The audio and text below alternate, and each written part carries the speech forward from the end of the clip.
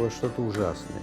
Я до сих пор с содроганием вспоминаю эти вот обстрелы рикошетом самолеты, когда я не знал места, куда мне спрятаться.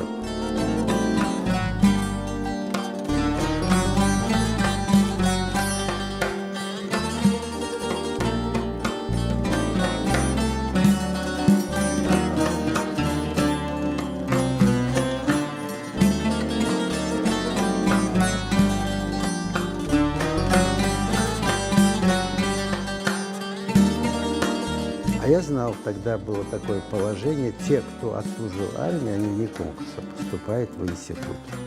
Когда я услышал осенью, что призывает крымских татар, я пошел в военкомат и напросился.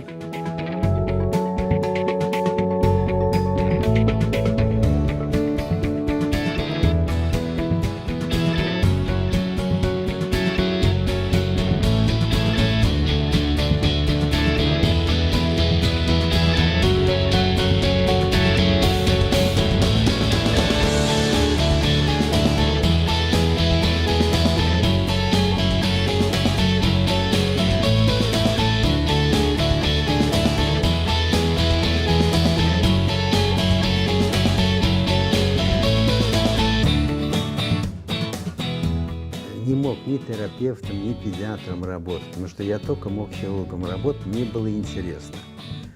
Каждый человек – это как книга, которую надо прочитать. Каждое заболевание – это для меня всегда представляло интерес поставить быстрее диагноз и начать лечение.